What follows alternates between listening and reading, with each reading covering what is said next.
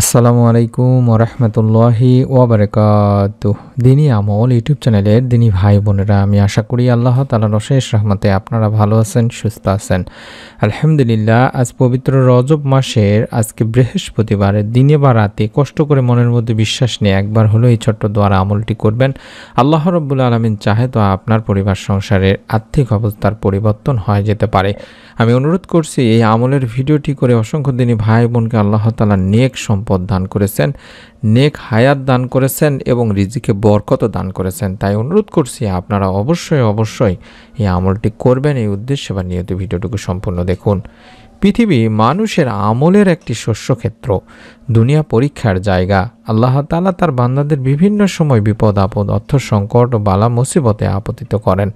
এভাবেই তিনি পরীক্ষা করেন বান্দা তার কাছে ফিরে আসে না আল্লাহর নাফরমানিতে লিপ্ত হয়। আল্লাহর পক্ষ থেকে আসা বিপদ আপদ সবসময় আযাব ও শাস্তির রূপে পতিত হয় না, কখনো বান্দার ইমানি পরীক্ষা ও ধৈর্য যাচাই করা হয় থাকে। যারা আল্লাহর উপর পূর্ণ আস্থা রেখে ধৈর্য ধারণ করে, আল্লাহ তাআলা তাদের উত্তম বিনিময় দান করেন। তাই তো আল্লাহ তাআলা পবিত্র কোরআনুল কারিমে বলেন, নিশ্চয়ই আমি তোমাদের কিছু ভয় ও ক্ষুধার দ্বারা, ধন সম্পদের ক্ষতি ও প্রাণহানির দ্বারা এবং ফল ও ফসলের ক্ষতি দ্বারা পরীক্ষা করব, আর তুমি ধৈর্যশীলদের সুসংবাদ দাও। সূরা বাকারাতে বলা হয়েছে, মানুষের যখন কঠিন বিপদ আর সংশয়ের সময় আল্লাহ তাআলা সেই মানুষকে নিজ অনুগ্রহেই পথ দেখান। শত অন্ধকার থেকে তিনি বান্দাকে তার আলোর দিকে নিয়ে যান। আল্লাহ তাআলা বলেন, আল্লাহই মুমিনদের অভিভাবক। তিনি তাদের অন্ধকার থেকে বের করে আলোতে নিয়ে আসেন, আর যারা কুফর অবলম্বন করেছে তাদের অভিভাবক হলো শয়তান, যারা তাদের আলোর থেকে বের করে অন্ধকারে নিয়ে যায়।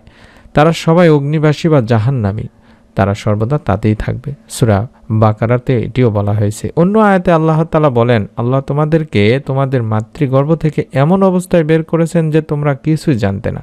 তিনি তোমাদের জন্য কান, চোখ ও অন্তঃকরণ সৃষ্টি করেছেন যাতে তোমরা শুকর আদায় করো। সূরা নাহল ৭৮ নম্বর আয়াতে বলা হয়েছে। তেমনি একজন সাহাবী আল্লাহ রাসূল সাল্লাল্লাহু আলাইহি ওয়াসাল্লামের কাছে এসে বললেন, ইয়া রাসূলুল্লাহ সাল্লাল্লাহু আলাইহি ওয়াসাল্লাম, এই দুনিয়া আমার প্রতি পৃষ্ঠ প্রদর্শন করেছেন, অর্থাৎ আমি চরমভাবে অভাবের মধ্যে পড়েছি, অভাবগ্রস্ত হয়েছি। আল্লাহ রাসূল সাল্লাল্লাহু আলাইহি ওয়াসাল্লাম বললেন, তোমার কি ওই তাসবিহ, সেই আমলের কথা স্মরণ নেই যে তাসবিহ বা আমলের ফেরেশতাকুল এবং মানুষ কুলের ফেরেশতাদেরকে এবং মানব কুলের যা বরকতে তাদেরকে রুজি প্রদান করা হয়? যখন সুবহে সাদিক উদিত হয় বা শুরু হয়, তখন এই তাসবিহটি তুমি ১০০ বার পাঠ করবে।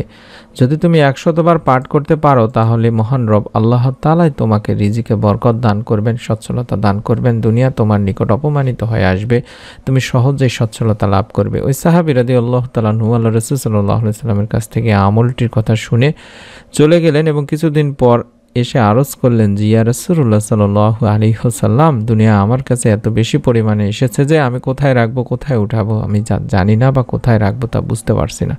তাহলে বুঝতে পারছেন যে এই আমলের ওসিলায় আল্লাহ রাব্বুল আলামিন এই বান্দাকে কতটা রিজিক প্রদান করেছেন, আয় রোজগারে আল্লাহ তাআলা কতটা বরকত দান করেছেন। আপনারাও যদি মনের মধ্যে ১০০% বিশ্বাস নিয়ে এই ছোট্ট যে দোয়াটি দেখাচ্ছি, এই দোয়াটি প্রত্যেক দিন, বিশেষ করে রজব মাসের আজ বৃহস্পতিবার, অবশ্যই আমলটি করবেন দিনী ভাই বোনেরা। অন্তত ১০০ বার সুবহানাল্লাহি ওয়া বিহামদিহি, সুবহানাল্লাহিল আলিয়্যিল আযীম ওয়া বিহামদিহি, আস্তাগফিরুল্লাহ, এইভাবে যদি অন্তত ১০০ বার করে পড়তে পারেন ফজরের ফরজ নামাজের পরে কিংবা আগে, তাহলে আল্লাহ তাআলা আপনাকেও এত বেশি পরিমাণে রিজিক দান করবেন যা আপনি কল্পনাও করতে পারবেন না, রাখার জায়গা হবে না।